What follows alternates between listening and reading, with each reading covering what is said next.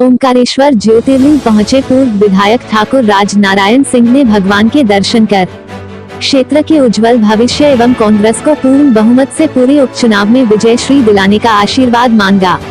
ओंकारेश्वर पत्रकारों से चर्चा में राज नारायण सिंह ने कहा कि मैंने ओंकारेश्वर से जब जो मांगा उन्होंने दिया है। भगवान ओंकार निराकार है। ठाकुर राज नारायण सिंह परिवार को टिकट दिए जाने का आशीर्वाद भी लिया। आपने आगे कहा कि लॉकडाउन के नाम पर लोगों को परेशान किया जा रहा है और तकलीफ इस बात की है कि ओंकारेश्वर की नगरी में रहने वाला है प्रत्येक व्यक्ति भोलेनाथ के खाते में पेट भरता है। यहाँ पर सोशल डिस्टेंस का पालन करते हुए ब्राह्मणों को पूजन की अनुमति देना चाहिए। ब्राह्मणों के साथ अन्याय है क्योंकि बड़े शहरों बॉम्बे दिल्ली में होटल की कमीशन देते हैं तो ओंकारेश्वर में क्यों नहीं दे रहे। पंडितों के लिए भी पूजा पाठ की व्यवस्था आपके नियम कानून की व्यवस्था के साथ होना चाहिए। यहाँ हजारों लोग में आते हैं, नाविक को भी प्रकार राहत नहीं दी। क्षेत्र में सोयाबीन की फसल समाप्त हो गए हैं। निमाड़ में रहने वाले हैं, कपास के काले घेटे पड़ रहे हैं। सोयाबीन की फसल समाप्त हो गई, उसमें वायरस आ गए, समाप्त हो गई। भू राजस्व संहिता MPLRC RBC 696 प्रोविजन है कि आई हुई फसल नष्ट होती है तो सवे कराए जावे। उत्तम पाल ने चिट्ठी लिखी है, सवे कराएं और लोगों के प्रकरण बनाएं और दिल्ली की सरकार पैसा देती है, लोगों को पैसे दे। ओंकारेश्वर तीर्थ नगरी है, लगभग 10,000 से अधिक वोट है, यहाँ रह रहे हैं। प्रजातंत्र में प्रजा मालिक होती है।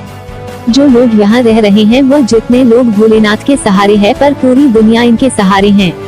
वर्षों से यहाँ का बंदोबस्त नहीं किया गया, करा लेवे दुनिया में सारे उपाय हैं। इंदिरा सागर परियोजना, ओंकारेश्वर परियोजना की मेहनत करके फॉरेस्ट लैंड में काम कर आए लोगों को उनका अधिकार मिलना चाहिए।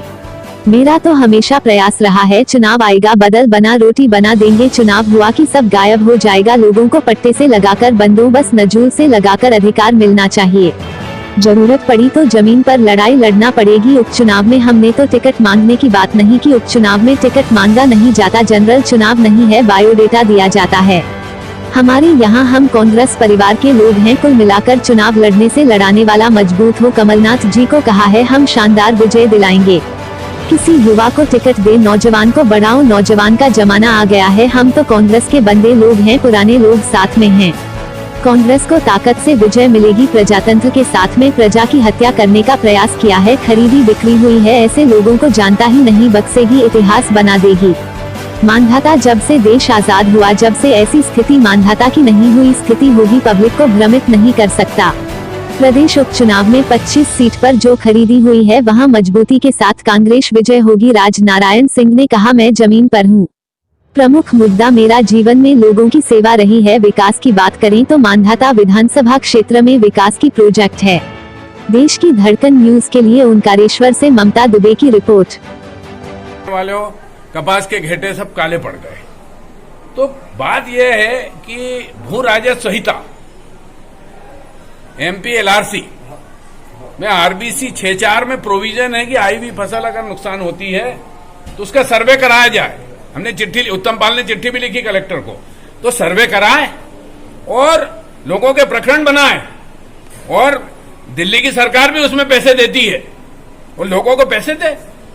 ओंकारेश्वर पे आप लोग देखो एक बात बताऊं, ओंकारेश्वर तीर्थ नगरी है और यहाँ मेरा ख्याल है 8 से 10,000 वोट हो गए और लोग रह रहे हैं। प्रजातंत्र में प्रजा मालिक होती है, प्रजातंत्र में प्रजा मालिक होती है। जो लोग यहाँ रह रहे हैं वो और सब जितने लोग रहे सिर्फ इस भोलेनाथ के सहारे हैं। होने को तो पूरी दुनिया ही इसके सहारे है। मेरा ये कहना है कि आपको अगर तकलीफ हो आप एक बंदोबस्त करा लें कि कौन कच्ची पे है कि पक्की पे है। और उसके साथ अलावा भी दुनिया में सारे उपाय हैं। इस इंदिरा सागर परियोजना की और ओंकारेश्वर परियोजना की फॉरेस्ट क्लियरेंस हमारे जैसे लोगों ने मेहनत करके और क्लियर कराया है।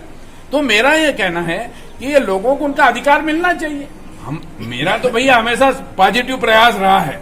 अब चुनाव आएगा ना तो मर्जी है जो सब लोगों को बद्दल बराबर की रोटी बना देंगे कि भैया बद्दल बराबर की रोटी बोले दी।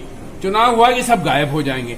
लोगों को पट्टे से लगाकर, बंदोबस्त से लगाकर, नजूल से लगाकर उनके अधिकार मिलना चाहिए और जरूरत पड़ी तो जमीन पे उतर के इनके लिए लड़ाई लड़ेंगे।